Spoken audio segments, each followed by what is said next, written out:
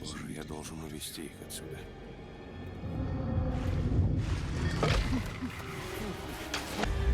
«Призрак дома на холме» 1999 года «The Haunting». Американский мистический фильм ужасов голландского режиссера Яна де Бонта по роману Ширли Джексон. Является ремейком одноименного фильма 1963 года. Премьера фильма «Призрак дома на холме» состоялась 20 июля 1999 года. Фильм собрал хорошую кассу – $177 миллионов, но критики оценили его негативно. На сайте Rotten Tomatoes рейтинг одобрения составляет всего 16%. Антураж фильма пугает и очаровывает одновременно. Декорации нереальные, чего стоит только огромный камин, по размерам напоминающий подъезд многоэтажного дома. Это нужно видеть, а не слышать. Тот редкий случай, когда не стоит слепо полагаться на чужое мнение и нелестные отзывы о фильме. Первоначально проект фильма принадлежал кинокомпании Dimension Films и назывался The Haunting of Hill House. Однако ввиду того, что немногим позже должен был выйти другой фильм со схожим названием House on Haunted Hill, название было изменено на The Haunting. Помимо этого, первоначально планировалось, что в качестве режиссера выступит Уэс Крейвен. Съемки дома осуществлялись в английском поместье Харлакстон Манор в Грэндхэме, а сам дом принадлежал университету Эвансвилла. В 1999 году строительство декораций особняка обошлось в $13 миллионов. Камин в доме был спроектирован по аналогу такового в фильме «Гражданин Кейн» 1941 года. В первоначальном варианте вместо головы льва в камине предполагалось использовать большой зеленый шар. Во время съемок создатели фильма «Призрак дома на холме» 1999 года проигрывали специально записанные ранее стоны, шорохи и скрипы, которые должны были бы создать реальную атмосферу страха у актеров.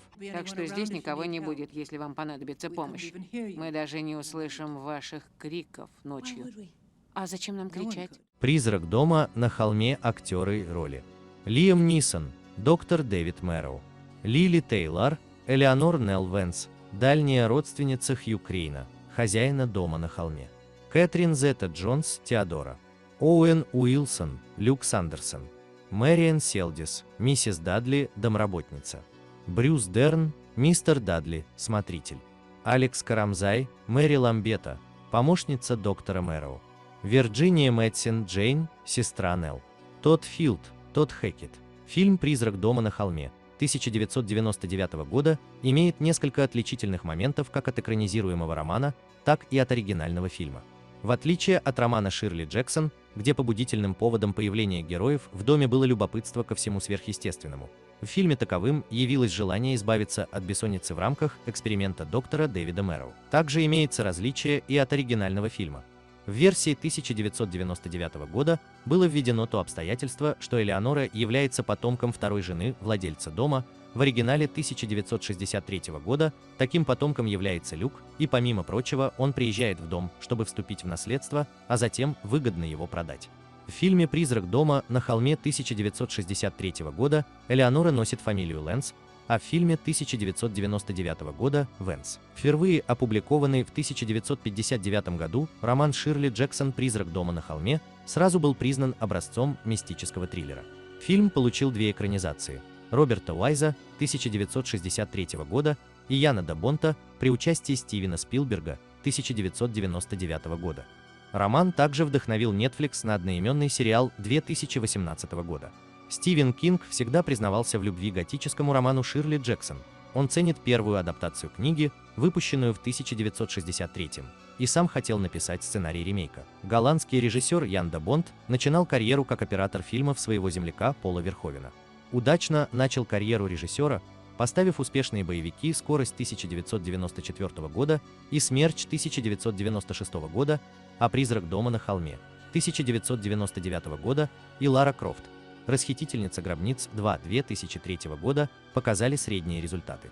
В актерский состав фильма вошли один лауреат премии «Оскар» Кэтрин Зета-Джонс и 5 номинантов на премию «Оскар». Лиам Нисон, Оуэн Уилсон, Вирджиния Мэтсин, Тодд Филд и Брюс Дерн. Лиам Нисон боится высоты, поэтому его страх, когда он свисал с лестницы, пытаясь спасти Нелл, не требовал особой актерской игры. Продюсер Стивен Спилберг был настолько возмущен качеством конечного результата, что позаботился о том, чтобы в титрах не было ни единого упоминания о нем. Для самого Яна де Бонта эта картина – возвращение к традициям европейского мастерства. Тем более странно, что «Призрак дома на холме» 1999 года пятикратно номинировали на премию «Золотая малина», в том числе за худший фильм. Элеонор.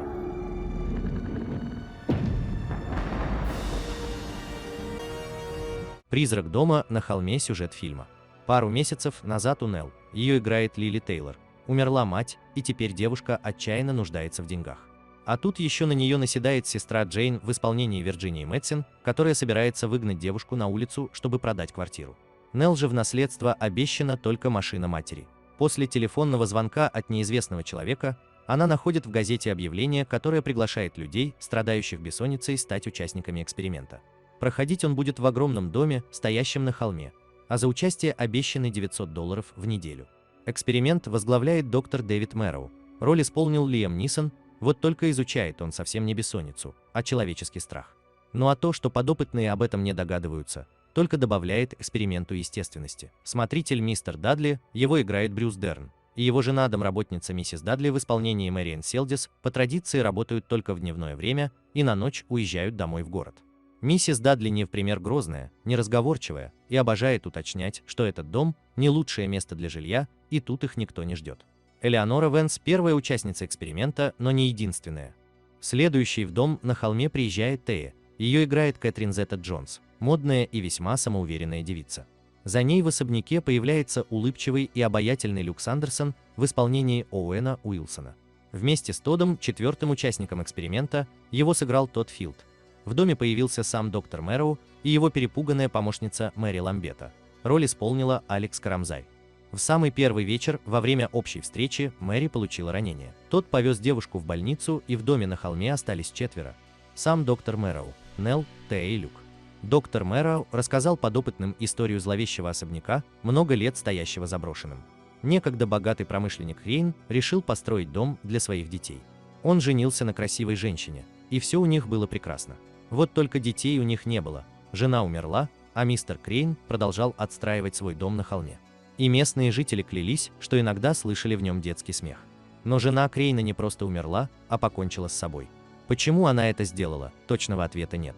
Хотя не исключено, что ее довел сам супруг. Позже группа выясняет, что доктор Мэроу использует их не для лечения нарушений сна, а для испытания страхом. Страх сначала считается фальшивым, но в конечном итоге становится реальным, когда слышны громкие звуки и объекты начинают двигаться.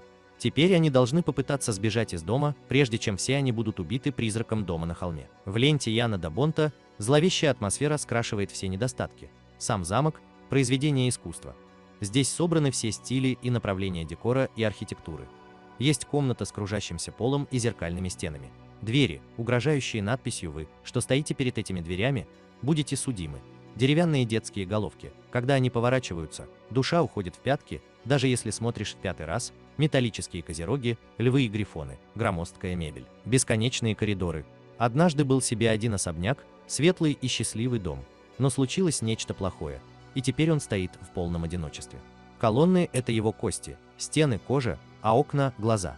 Лучше вам туда не входить. И все равно фильм «Призрак дома на холме» мне нравится.